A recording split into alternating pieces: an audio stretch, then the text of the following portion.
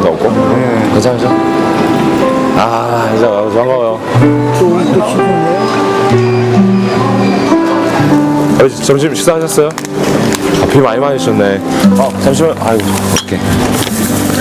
네, 되게 고마워요. 밖에 있다 오신 거예요? 비 많이 맞으셨네. 따뜻한 음료수 있는데 음료수 좀 드시겠어요?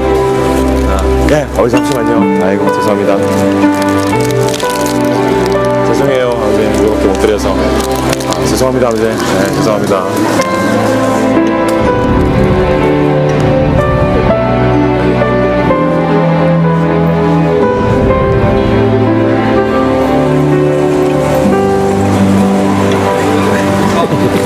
봅시다. 네, 다음번에 인사드릴게요. 사랑합니다. 감사합니다. 사람들이 물어보면 왜 그렇게 좋아하세요? 딱 한마디밖에 없어요. 그냥 좋아서요. 제가 좋아서 하는 일이에요. 저한테 연락 한번 주세요. 한번 연락 주셔야 아버지. 제 명함인데 필요한 거 있으면 연락 주시죠. 쪽방촌에 지내세요? 아니면 나와 계세요? 저 지금 나와 있어요. 나와 계세요? 어머니. 네. 제가 한 달이라도 지낼 수 있도록 방을 잡아드릴까요? 그래도 될까요? 어디다가? 어머니 원하시는데 제가 잡아드릴게요. 그러면 제가 연락처랑 좀 알려드릴 테니까 연락 주시겠어요? 어머니, 감사합니다. 여기가 제 연락처예요. 네. 그래서 수신자 문화문화 해도 되고. 네.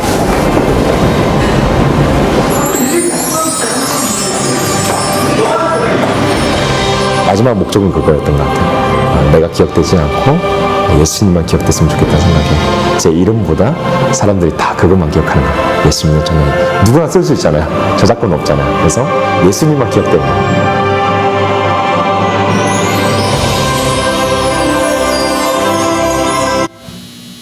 네. 인사 한번 해보겠습니다. 나는 예수 믿는 사람입니다. 이렇게 인사하겠습니다. 정말 여러분 예수 믿는 사람 맞습니까? 세상에 빗댄 자녀의 삶을 사는 한 청년의 이야기로 오늘 말씀을 시작해 보려 합니다. 우리는 예수 믿는 사람입니다. 성경에서는 빛의 자녀된 나라는 제목으로 오늘 여러분과 나누려고 합니다. 오늘 처음 오신 분들이 계셔서 잠시 제목을 언급하고 싶은데요. 저희가 에베소 강해를 연초부터 시작을 했죠. 에베소는 6장으로 기록되어져 있습니다. 1장부터 6장까지. 1장부터 3장까지는 교리적인 부분이고요. 4장부터 6장까지는 실천적인 부분입니다. 그동안 1장부터 3장까지 다루면서 교리적인 부분에 공동체에 집중하며 하나님 말씀을 나누었고요. 4장부터 6장의 실천적인 부분에서는 각 개인의 초청을 맞추는 말씀으로 하나님 말씀 증거하고 있습니다. 공동체의 중요성을 우리가 나누었고 이제 그 공동체를 이뤄가는 각 개인이 중요함을 하나님 말씀을 통해서 선포하기 때문에 말씀의 제목마다 나라는 제목을 붙이고 있습니다. 이것은 오늘 이 새생명교회에게 주시는 말씀이면서 새생명교회에 속한 나 자신에게 주시는 개인적인 말씀을 기억하시면서 하나님 말씀에 집중하며 나아갔으면 좋겠습니다. 좀 전에 함께 보셨던 예수 믿는 청년 김건희 씨, 그분은 삶을 다해서 그렇게 고백합니다. 나는 기억되지 아니하고 예수 믿는 예수님만 기억되었으면 좋겠습니다.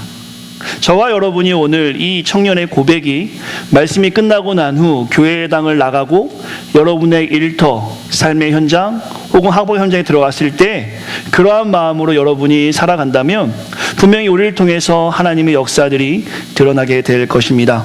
그러한 생각을 가지고 이 시간에 하나님 말씀 집중하며 우리에게 주시는 그 말씀에 하나님 무슨 의미가 있는지를 살펴보는 시간 되기를 간절히 축원합니다. 아주 기초적인 질문부터 한번 시작하고 여러분과 말씀 증거하고 싶습니다. 세상에 빛이 없다면, 혹시 여러분 이런 상상을 해본 적이 있으십니까? 빛이 없는 세상. 인하대학교 철학과 교수인 고인석 교수가 이런 생각을 해본 적이 있나 봐요. 그가 이런 글을 썼습니다. 세상에 빛이 없다면. 제가 잠깐 읽어드릴게요. 우리 일상은 빛 속에서 이루어진다. 우리는 빛 덕분에 사물을 보고 일하고 빛을 받아 자란 곡식과 채소, 그리고 그것을 먹고 자란 동물들의 고기를 먹는다. 만일 세상에 빛이 없으면 어떨까? 빛이 없으면 당연히 캄캄하겠지. 아무것도 보이지 않을 테고 뭐 빤한 것 아닌가? 그런데 도대체 이런 싱싱한 싱거운 상상을 왜 하느냐고 묻는 사람이 있을 것이다.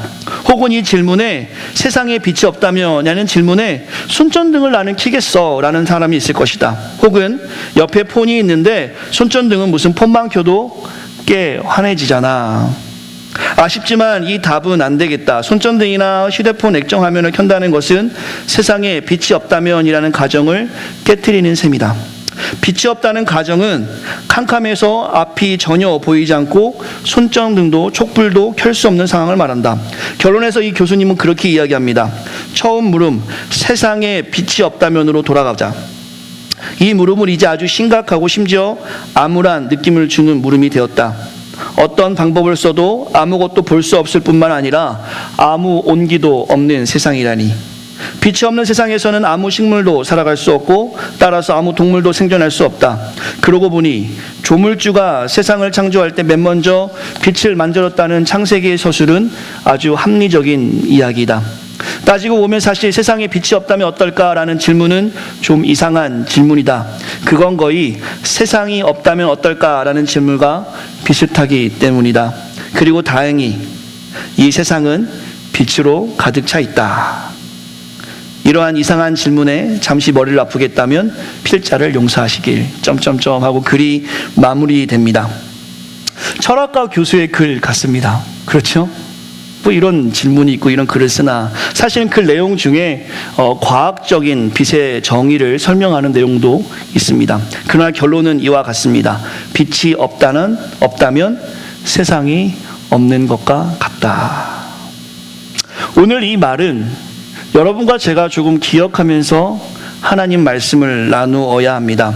우리 기독인들이 빛의 자녀된 삶으로 살아가야 하는 아주 중요한 메시지를 이 글에서 던지고 있습니다.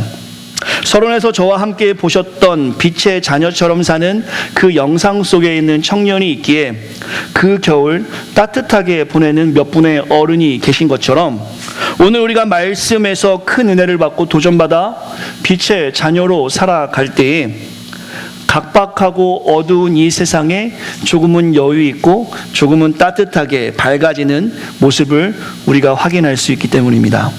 반대로 결론적인 메시지일 수도 있는데요. 우리가 빛의 자녀로 살아가지 못하고 여전히 내가 중심이 되어서 나만을 위해 살아간다라면 세상은 빛이 비추어지지 않기 때문에 없는 것이나 마찬가지이겠죠.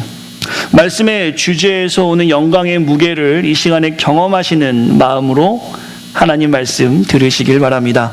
그렇다면 질문을 하나 던져보고 싶습니다. 우리가 왜 빛의 자녀인가? 왜 우리를 빛의 자녀라고 하는가? 이 이유에 대해서 나누려고 해요. 오늘 본문에 보시면 5장 8절에 보시면 너희는 전에는 어둠이더니 이제는 주 안에서 빛이라 빛의 자녀처럼 행하라 라고 말씀하고 있습니다. 우리 보고 왜 성경에서는 빛의 자녀라고 하는가? 성경 한 군데를 좀 보아야 되는데요. 요한일서 1장 5절부터 7절까지 말씀인데 제가 올려놨습니다. 하나님은 빛이시라. 한번 같이 읽어보겠습니다. 시작.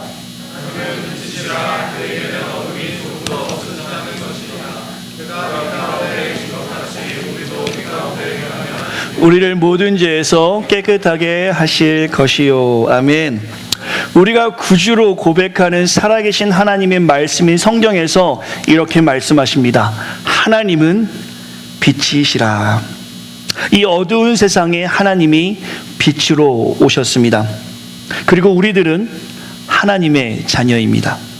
그래서 오늘 본문에 보시면 좀 전에도 말씀을 드렸지만 8절에서 너희가 전에는 어둠이더니 이제는 주 안에서 빛이라 빛의 자녀들처럼 행하라 라고 말씀하고 있습니다.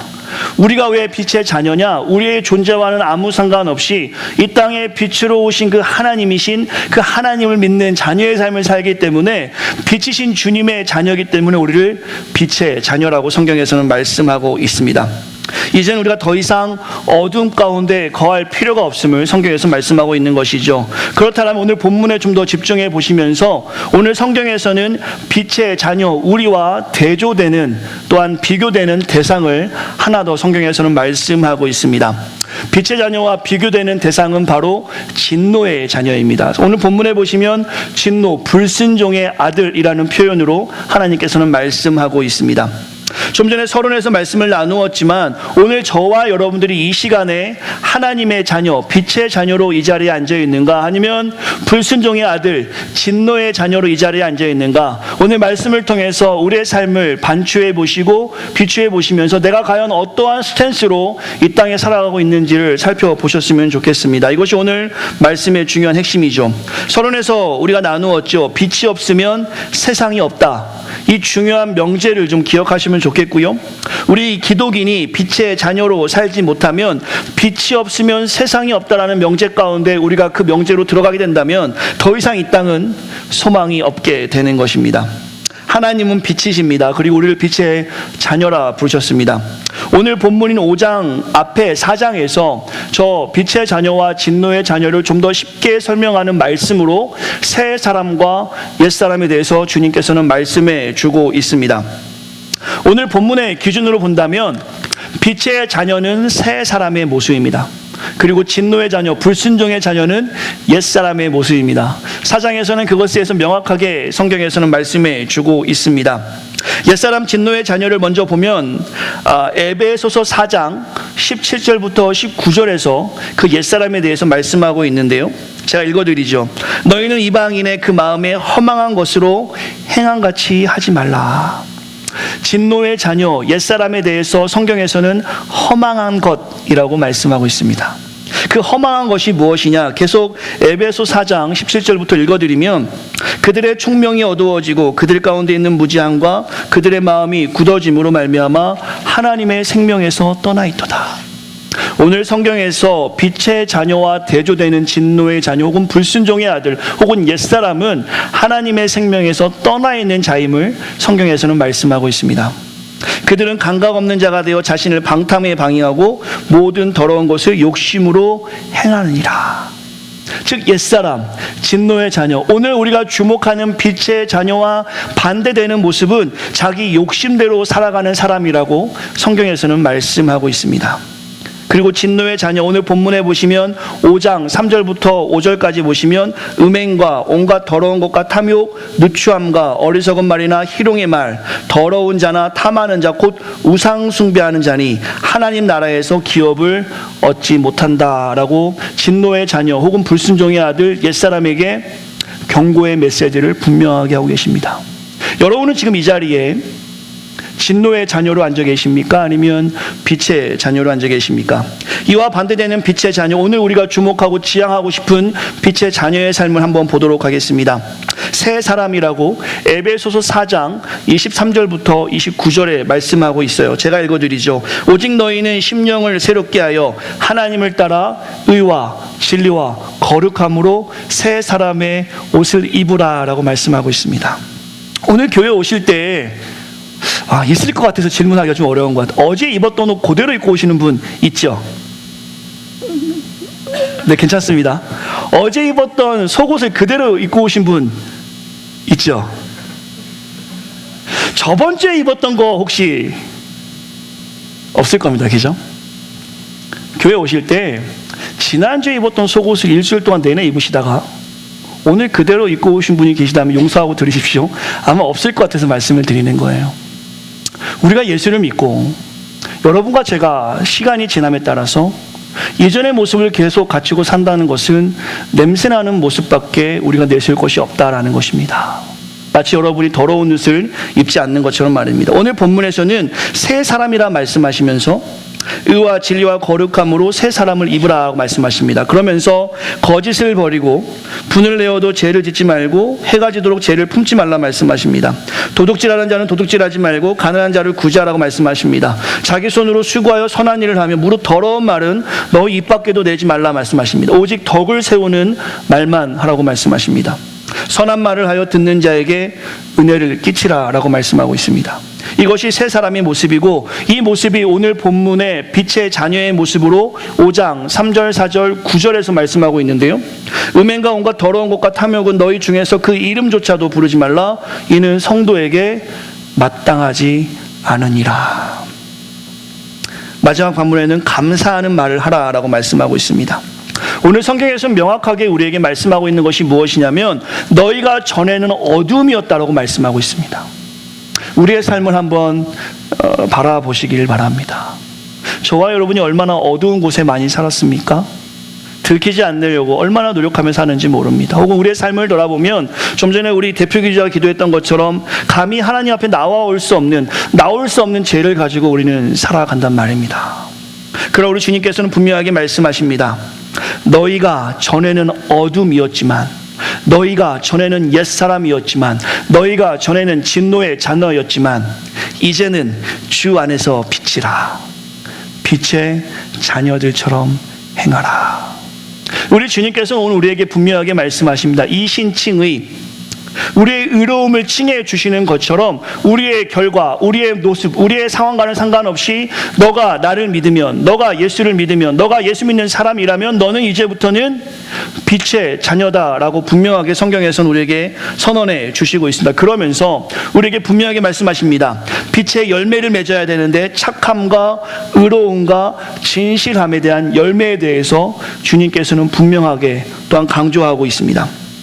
저와 여러분들이 오늘 이 시간에 이 자리에 앉아있는 모습이 예수를 처음 믿는 사람이 아니라면, 오늘 이 자리에 우리가 앉아있을 때 예수님을 믿는 사람으로 앉아있다라면 우리는 빛의 자녀이고, 그 빛의 자녀가 세상에 보여줘야 하는 것은 착함과 의로움과 진실함임을 성경에서는 분명하게 말씀하고 있습니다. 그러면서 하시는 말씀이 10절의 말씀이죠. 네, 같이 한번 읽겠습니다. 하나님을 시작. 주님께서는 분명히 말씀하고 있습니다. 너희가 빛의 열매를 맺는 삶을 하나님이 기뻐하시는지 기뻐하지 아니하시는지 하나님을 시험해 보라고 말씀하고 있습니다. 그리고 4장 20절의 말씀인데요, 너희가 그리스도에게 그렇게 배우지 않았다라고도 말씀하고 있죠. 진노의 자녀와 같이 너희들은 배우지 않았다라고 성경에서는 분명하게 우리에게 말씀해 주고 있습니다. 우리는 진노의 자녀가 아니라 빛의 자녀로 심령이 새롭게 되어 의와 진리의 거룩함으로 선한 일과 감사의 말로 주 앞에 서야 함을 주님께서는 이것을 빛의 자녀라고 성경을 통해서 분명하게 말씀해 주고 있습니다.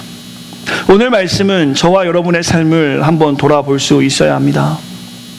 내가 정말로 예수 믿지 않는 사람들에게 예수 믿는 사람의 모습을 보여주고 있는 것. 오늘 이 시간에 구원의 감격을 누리지 못하고 하나님이 나에게 하신 일에 대해서 잘 모르는 분들에게는 기독인이 어떻게 살아야 하는지에 대한 이해가 있었으면 좋겠고요.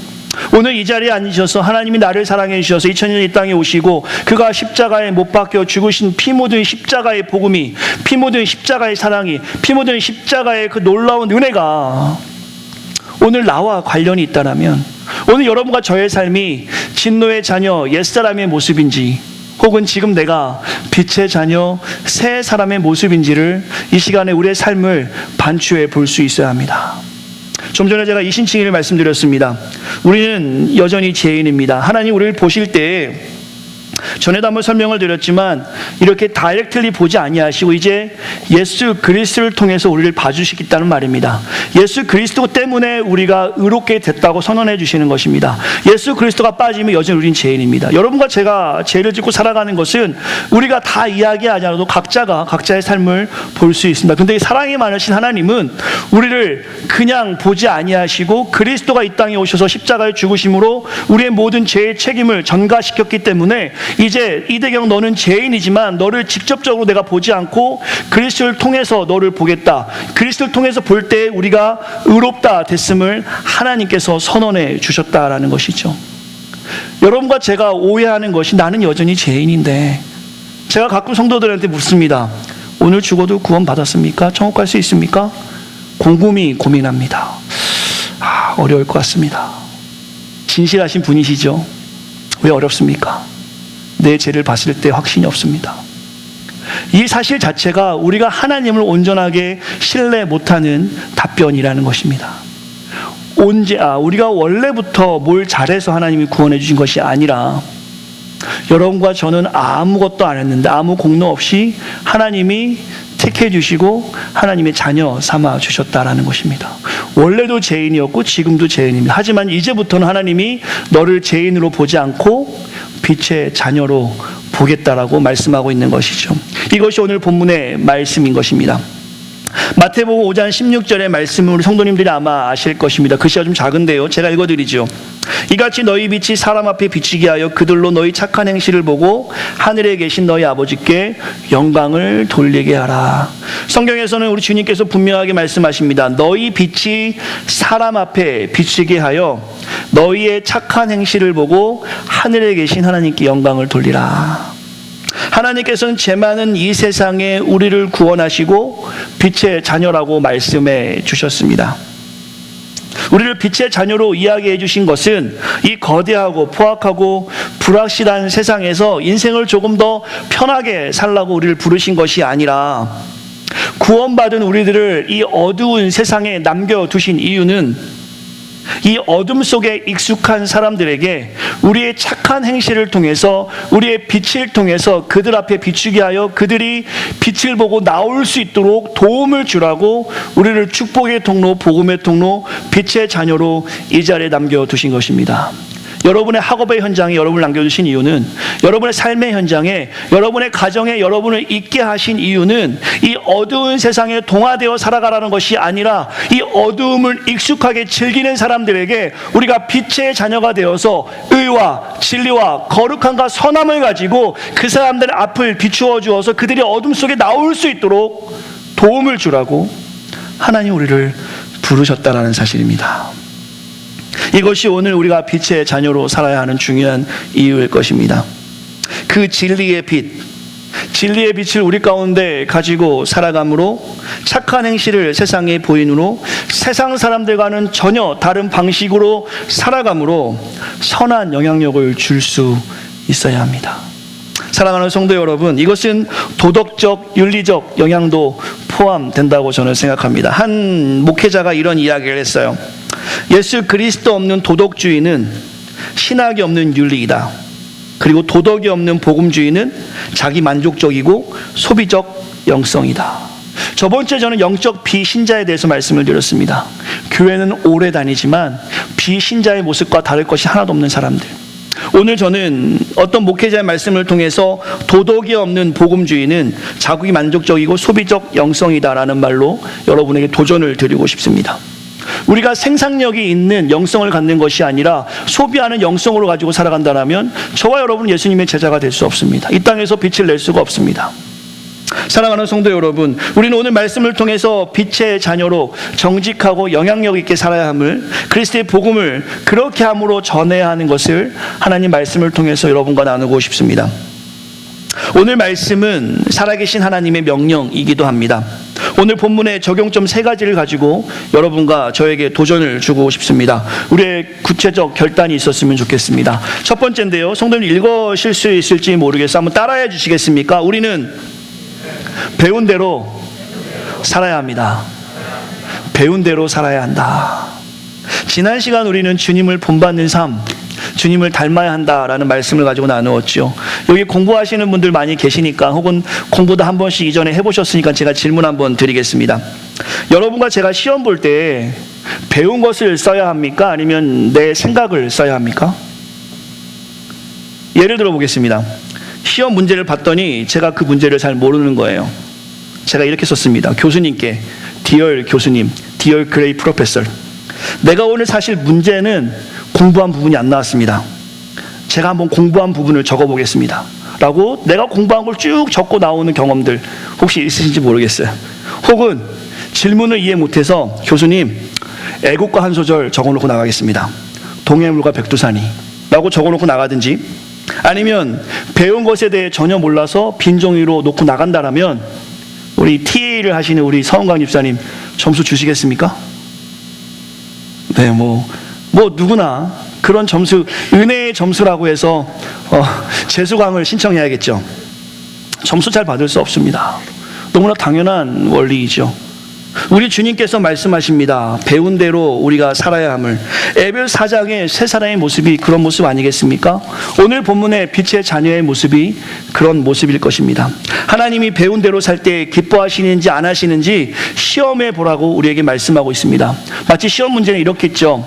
주님이 기뻐하시는 것은 무엇인가? 1번 착하게 사는 것, 2번 거짓을 버리고 분을 내어도 죄를 짓지 않고 해가 지도록 분을 품지 않는 것, 3번 용서하는 것, 4번 각종 음행과 불의함과 욕심내고 상대방 상처 주고 이기적인 삶. 자, 이제 시험 봐라.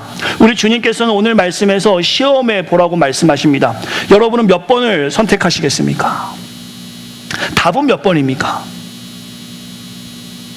어려우세요? 답 몇 번입니까? 1번, 2번, 3번, 4번인가 하시는 분이 혹시 근데 우리는 4번처럼 살아가지 않습니까? 정답은 분명히 있습니다. 성경에서 우리가 어떻게 이 땅에 살아가야 하는지, 크리스천으로서 우리가 어떻게 살아야 하는지에서 분명히 성경을 통해서 살아계신 하나님 말씀을 통해서 우리에게 말씀해 주고 있습니다. 특별히 구원의 감격을 누리며 그 구원의 감격을 생각할 때마다, 피 묻은 십자가의 복음을 생각할 때마다 내가 주 앞에 감히 나올 수 없는 죄인임을 고백하는 우리에게 이 땅에서 우리가 어떻게 살아야 하는지에서 말씀하고 있습니다. 그러나 우리의 대답은 4번처럼 살아갈 때가 얼마나 많이 있습니까? 이것은 정답이 아닙니다. 이것은 여전히 어둠 속에 우리가 살아가는 것입니다. 이것은 오히려 주위를 어둡게 만드는 방법입니다. 오늘 우리를 주님께서는 어둠의 자녀라고 말하지 않고 빛의 자녀라고 말씀해 주셨습니다. 우리가 살아가는 방법은 성경에서 배운 대로 살아야 하는 것입니다. 두 번째로 말씀에서 빛의 자녀라고 말씀하시면서 우리가 어떻게 살아야 하는지에 대해서 분명히 말씀해 주고 있는데, 이것은 매우 중요한 성경적 원리이며 가르침입니다. 혹시 읽어보실 수 있으신가요? 같이 읽겠습니다. 시작. 다른 사람과도 연결되어 있다. 하나님 말씀에서 우리의 삶은 하나님뿐만 아니라 다른 사람과도 연결되어 있음을 성경에서는 말씀해 주고 있습니다. 이것은 빛의 기능을 좀 기억해 보셨으면 좋겠어요. 빛이 있어야 곡식이 자랄 수 있습니다. 빛이 있어야 열매를 맺을 수 있어요. 빛이 있어야 땅이 역할합니다. 전 농사를 지어 보진 않았지만 빛이 있어야 농사가 지어지는 것은 저는 알고 있습니다. 세상에 삼라만상이라고 할까요? 빛이 있어야 질서가 잡히는 것입니다. 일주일 내내 비가 온다면 우리는 많이 우울할 거예요. 제가 조사해 보진 않았지만 저 캐나다 밴쿠버가 살기 좋은 나라이기도 하지만 비가 많이 오는 지역이기 때문에 우울증이 많은 도시라고도 제가 들은 적이 있습니다. 빛을 못 보면 사람들이 디프레스 되는 것, 우리가 연구 결과를 통해서 우리 성도님들 아실 것입니다. 빛이라는 것은 세상의 모든 것의 질서를 이루어지게 합니다. 오늘 우리 주님께서, 빛이신 주님께서 그의 자녀인 우리가 빛의 자녀처럼 살 때 주변의 사람들에게 영향 줄 수 있음을 빛의 기능으로 말씀해 주시는 것입니다. 오늘 본문 3절 4절을 성경을 통해서 한번 보시겠습니까? 오늘 본문 3절 4절 보시면 음행과 온갖 더러운 것과 탐욕은 너희 중에서 이름조차 부르지 말라라고 말씀하고 있습니다.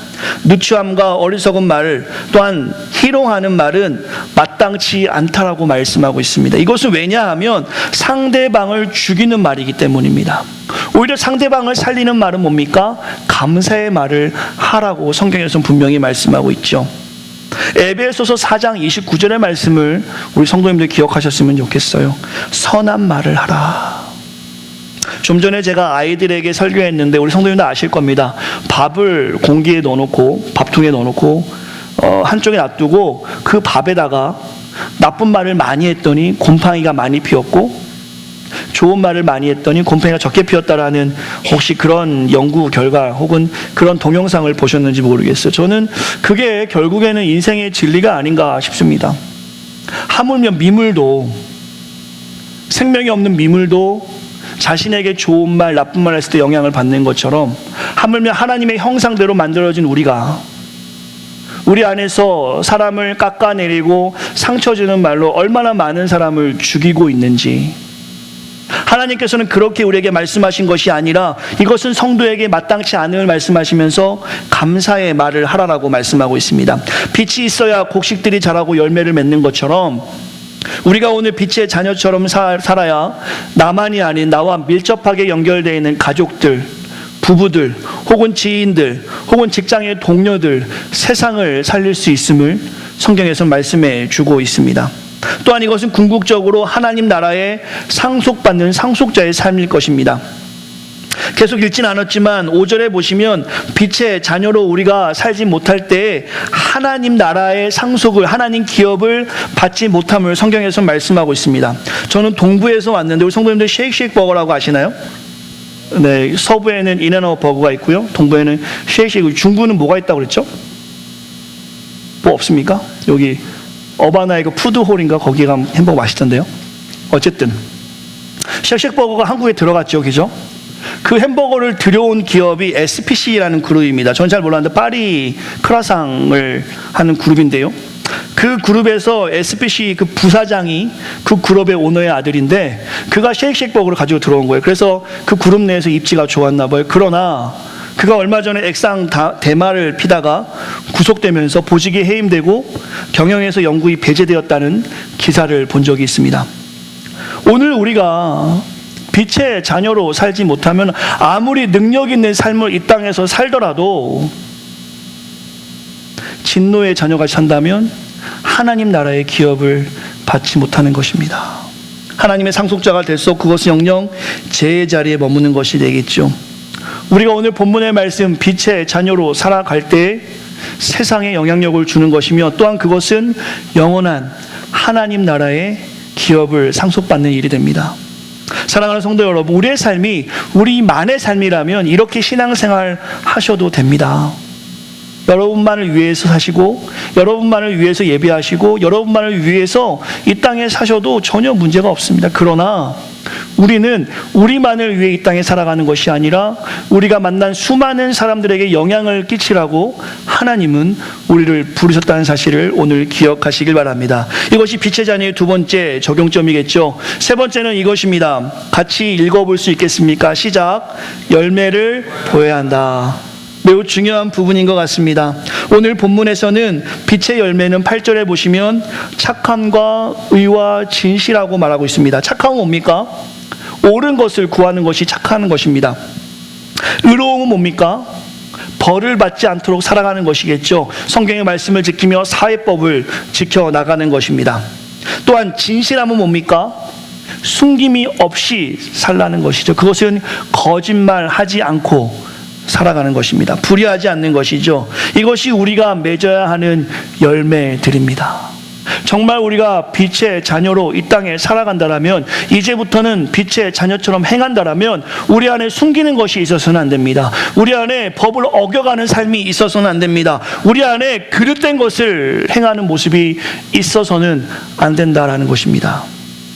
빛의 자녀인 우리는 낮에와 같이 단정히 언제든지 살아야 합니다. 로마서의 말씀인데요, 육신의 어둠의 일을 도모하지 말라라고 성경에서는 말씀하고 있죠. 우리는 빛의 자녀입니다. 저 큰 그림 글씨 한번 읽어보시겠습니까? 내 안에 빛이 있으면 스스로 빛나는 법이다. 여러분과 저의 삶에 그리스도가 가득하면 우리는 우리 자신에게 빛이 드러나 있게 되어 있습니다. 이 시간 한번 자기 자신을 바라보셨으면 좋겠어요. 나에게 지금 빛이 나오고 있는가? 내가 섰을 때 사람들이 나를 보고 그 빛을 보고 있는가? 사랑하는 성도 여러분, 사람들에게 상처를 받아본 적이 있으십니까? 혹은 사람이 많은 데서 창피를 받아본 적이 있으십니까? 아마 그런 경험도 쉽지 않을 것 같아요. 얼굴이 빨개질 만한 경험들. 우리 예수님만큼 이런 경험을 많이 받아본 사람이 있었겠습니까? 이런 종류의 창피를 우리 주님께서는 많이 당하셨죠. 요한복음 10장에 보시면 유대인들이 예수님께 몰려옵니다. 예수님이 30절에서 이렇게 말씀하셨어요. 나와 아버지는 하나다. 그 이야기를 듣는 유대인들이 사람들 많은 데서 돌을 들어서 예수님을 죽이려고 했습니다. 침을 뱉었겠죠. 소리를 질렀겠습니다. 목수의 아들인 주제에 어떻게 너가 감히 하나님과 하나라고 할 수 있느냐라고 하면서 하나님을 모욕했습니다. 혹은 예수님을 모욕했어요. 그에게 돌을 들어서 예수님을 죽이려 하는 창피를 예수님이 당하셨습니다. 예수님이 그때 이렇게 말씀하십니다. 못 믿겠거든 내가 하는 일을 보아라. 못 믿겠거든 내가 하는 일을 보고 믿어라. 성경에서 예수님이 하신 일은 무엇입니까? 성경에서 예수님이 저와 여러분을 하신 일은 무엇입니까? 예수님은 바다를 걸으셨습니다. 예수님은 물로 포도주를 만드셨습니다. 나병을 고치셨고 귀신을 쫓으셨습니다. 예수님은 죽은 나사로를 말씀으로 살리셨습니다. 떡 5개와 물고기 2개로 5,000명을 먹이시고 7,000명을 먹이셨습니다. 눈 멀고 벙어린 된 자를 고치셨죠. 그리고 피 묻은 십자가를 지시고 그가 친히 십자가에 달려 죽으셨습니다. 그 성경에 기록된 대로 3일 만에 부활하셨고 다시 오심을 약속해 주셨습니다. 그리고 성령님을 우리에게 보내주시고 날마다 성령님이 우리와 함께 계십니다. 지금 이 시대에 살고 있는 우리에게도 동일하게 말씀하십니다. 쥐구멍이라도 숨고 싶은 창피한 상황을 우리 주님께서는 맞으셨지만 주님은 그 자리를 피하지 아니하시고 주님이 하신 일을 너네들이 정 못 믿겠다면, 너네들이 나와 아버지가 하나인 것을 못 믿겠다면 내가 하는 일을 보고 믿으라 말씀하십니다. 주님은 왜 이런 창피를 당하시면서 그렇게 말씀하신 것입니까? 그것은 우리 때문입니다. 주님이 빛이심을 보여주기 위해서 그는 그 창피를 피하지 아니하셨습니다. 어두운 세상에 빛으로 오셨기 때문에 그는 그 고통을 당하신 것입니다. 주님이 하신 일, 그것은 저 멀리 있는 모세를 위해 하신 것이 아니라, 저 멀리 있는 베드로를 위해 하신 것이 아니라, 저 멀리 있는 바로를 위해 하신 것이 아니라, 바울을 위해 하신 것이 아니라, 주님이 그 피 묻은 십자가를 지신 일은 바로 우리를 위해서, 나를 위해서 주님이 감당하셨습니다.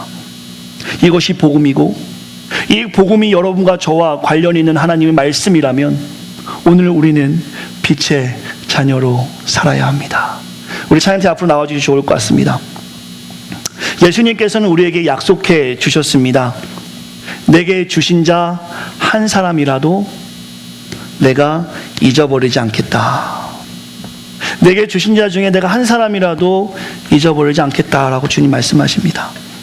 오늘 우리의 삶에 평안이 없고 염려가 가득하다라면 오늘 이 말씀을 기억해 보시면 어떻겠습니까?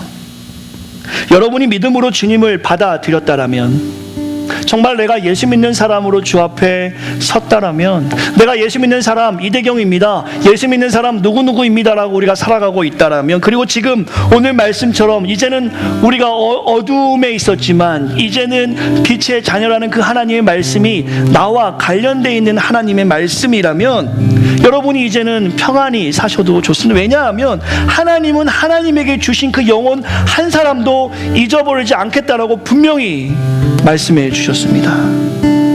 살아계신 빛이신 우리 주님께서 결코 빛의 자녀인 우리들을 잃어버리지 아니하십니다.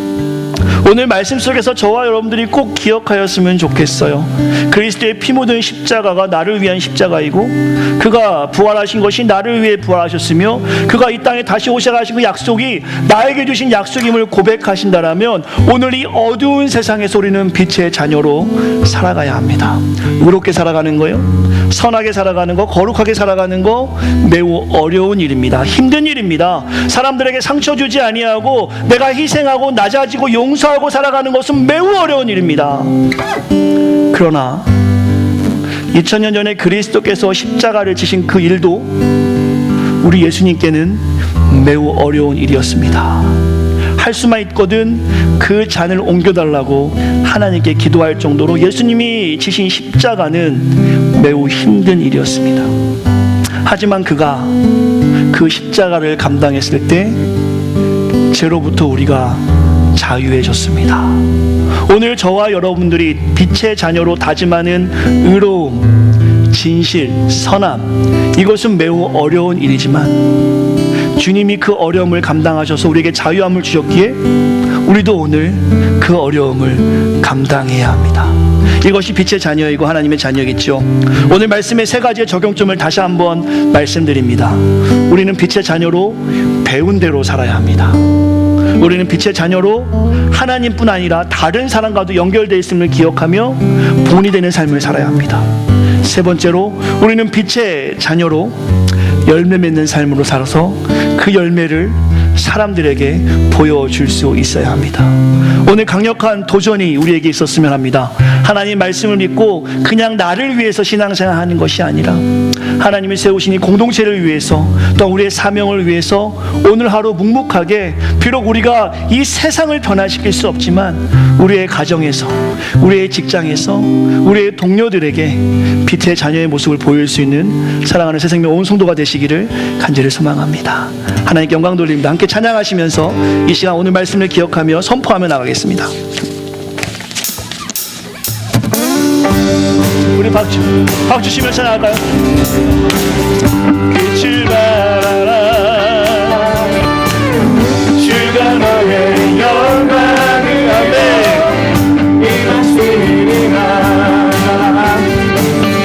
일어나라. 우리 자리에서 일어나서 찬양하겠습니다. 하나님 영광을 듣고 아멘. 주가 너의 영광으로 임하시리라. 온 세상은 어둠 속에 헤매고 있지만 주가 너와 함께 계셔 내 복을 명하리라. 일어나라, 빛을 발하라. 난 백성이 너의 빛을 보고 사망에서 나오네. 일어나라, 빛을 발하라. 난 백성이 자유함을 얻어 기뻐하는도다. 일어나라, 주의 백성, 빛을 발하라. 주가 너의 영광으로 임하시리라. 일어나라, 주의 백성, 빛을 발하라. 주가 너의 영광으로 임하시리라. 온 세상이 어둠 속에 헤매고 있지만 주가 너와 함께 계셔 내 복을 명하리라. 일어나라, 빛을 발하라. 만 백성이 너의 빛을 보고 사방에서 나오네. 일어나라, 빛을 발하라. 만 백성이 자유함을 얻어 기뻐하는도다. 일어나라, 빛을 발하라.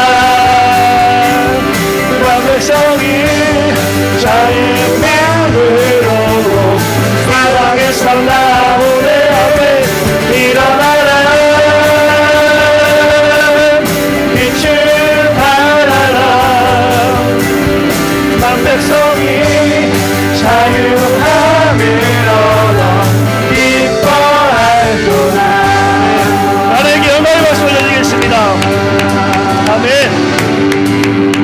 우리 한번 인사하겠습니다. 빛의 자녀처럼 삽시다. 이렇게 인사하겠습니다.